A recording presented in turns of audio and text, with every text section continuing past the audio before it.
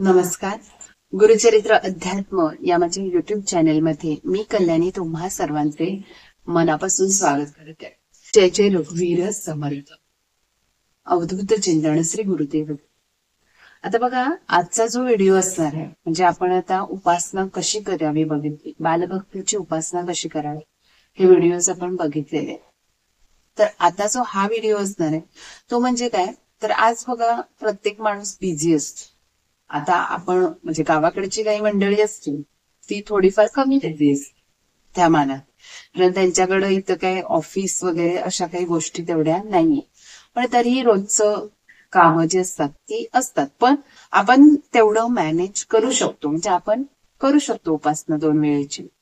पण समजा आता काही मुंबई सारखी ठिकाणची माणसं आहे किंवा इतर कोणतीही शहरातली जी माणसं आहेत त्यांना या गोष्टी आहेत की उपासना हा त्यांच्यासाठी म्हणजे त्यांना करायची तर खूप इच्छा असते, पण काय होतं की त्यांना तेवढा वेळच राहत नाही, कारण त्यांना त्यांच्या ट्रेन पकडायच्या असतात, लवकर जायचं असतं. तर ह्या सगळ्यामध्ये त्यांनी उपासना कधी करत बसणार. मग ह्या सगळ्या गोष्टी त्यांच्याकडून अजिबातच शक्य होत नाही. रात्री येईपर्यंत देखील त्यांना खूप उशीर होतो. मग असं ज्यावेळी असताना जर आपल्याला ही उपासना करायलाच जमत नसते तर नक्की काय करावं. आता बघा, भगवंत म्हणतो काय की तुम्हाला फक्त काय तुमच्या मनापासून तुम्ही भगवंतावर श्रद्धा ठेवा. भगवंत तर आपल्याला असंच सांगतो. पण बघा काय असतं, जर तुम्ही म्हणजे अगदी मनापासून एखादी गोष्ट जर भगवंतासाठी केली अगदी निस्वार्थपणे, त्यातून तुम्हाला कुठलाही फायदा नको आहे की बाबा नाही मी उपासना केली तर माझ्या ज्या काही अडचणी असणार आहे सगळं सगळं सगळं त्यातून मार्ग निघणार आहे. पण असं ज्यावेळी तुम्ही मनात न ठेवता ज्यावेळी ती गोष्ट करणार ना, तर त्यावेळी ती काय होणार आहे, ती तिथं अडकू शकते. कसं आहे, जर तुम्ही निस्वार्थ बुद्धीने किंवा निस्वार्थ मनाने जर एखादी गोष्ट केला तर ती भगवंतापर्यंत नक्कीच पोहोचते. बघा आपण प्रत्येक जण तीर्थक्षेत्री जातात, तीर्थयात्रेला जातात, पण समजा तुमचा नमस्कार अगदी मनापासून अगदी घरात बसून जरी केला तरी तो देवापर्यंत पोहोचतो. त्यासाठी तुम्हाला देवाच्या त्या एवढ्या लांब दारी जायची देखील गरज नसते.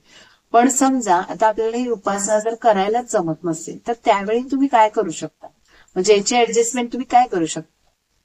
तर उपासनेचे आपण 7 भाग बघितले होते, बरोबर आहे. प्रार्थना होती, त्यानंतर तुम्हाला 7 स्मरणिका करायच्या आहे, त्यानंतर मग तुम्हाला गुरुचरित्रातील अध्याय 14वा, त्यानंतर 25 ओवी गुरुचरित्रातील मंगलाचरण, त्यानंतर मनाचे श्लोक, ह्या सगळ्या गोष्टी तुम्हाला कराव्या लागतात. हे सगळं तुम्हाला मॅनेज होऊ शकत नाही, कारण याला 1 ते 1.5 तास तरी नक्कीच लागतो. मग अशा वेळी तुम्ही काय करू शकता, तर बघा प्रार्थना तरी तुम्ही म्हणाव्याच लागणार आहे, कारण प्रार्थनाला मोजून 5 ते 10 मिनिट लागतात. समजा तुम्हाला सकाळी त्या गडबडीत जमत नसेल अगदीच, कारण तेवढा वेळच नसतो, बरोबर.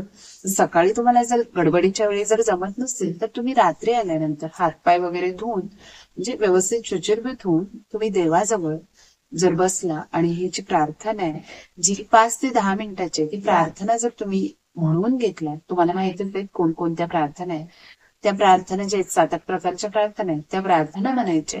आणि आता 7 स्मरणिका माळा सांगितलेल्या, त्या 7 स्मरणिका माळापैकी जर तुम्ही 1 माळ जरी ओढली तरी चालू शकते. आज्ञेप्रमाणे जे तुम्हाला ओम श्री गुरुदत्तात्रय श्रीपाद श्री वल्लभाय नमः किंवा जय सद्गुरु यापैकी जर असेल तर त्यापैकी तुम्ही कोणतीही एक जे तुम्हाला सोपं वाटेल ते तुम्ही करू शकता.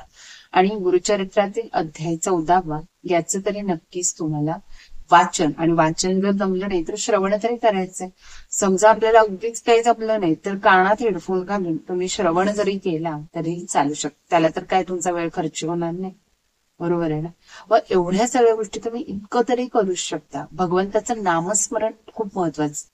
मग तुम्हाला एवढ्या सगळ्या गोष्टी एकाच वेळी शक्य नसतील तर एवढं तरी तुम्ही नक्कीच करू शकता, कारण एवढा तरी तुम्हाला 15 मिनिटं जरी वेळ जरी काढला तरी खूप काय होईल, त्याचं फल प्राप्त होईल. किंवा फल म्हणण्यापेक्षा तुमच्या मनालाच खूप शांती मिळेल, म्हणजे तुमचं मन शांत होईल. जे तुम्ही दिवसभर खूप दमलेला असाल किंवा खूप तुम्हाला त्रास झाला असेल, काही काही अडचणी असतील म्हणा, कितीही काही गोष्टी झाल्या असतील, त्या सगळ्यातून तुम्हाला त्रासातून थोडा वेळ 15 मिनिटं जरी नामस्मरण केलं किंवा या प्रार्थना नामस्मरण आणि अध्याय एवढं जरी केलं तरी तुम्हाला ते चालू शकतं. आणि अगदीच काही जमलं नाही तर मनाचे श्लोक तरी नक्कीच म्हणा.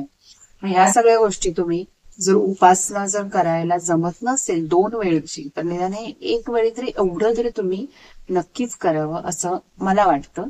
मग तुम्हालाच असं वाटेल तर त्या पद्धतीने तुम्ही ते करू शकता. पण समजा जमतच असेल तर तुम्ही नक्की एक वेळची तरी उपासना पूर्णपणे व्यवस्थित जरी केला तरी चालू शकेल. आणि अगदी जर तुम्हाला व्यवस्थितपणे काहीही तुम्हाला प्रॉब्लेम नाही तर 2 वेळची उपासना तुम्ही नक्कीच करा. बघा, हा जर तुम्हाला व्हिडिओ आवडला तर नक्कीच या चॅनलला तुम्ही सबस्क्राईब करा. म्हणजे इतर जे व्हिडिओज असतील ते करण्यासाठी आम्हाला काय भेटेल, प्रोत्साहन भेटेल आणि मी नवनवीन व्हिडिओज नक्कीच बनवू शकेन. जय सद्गुरू.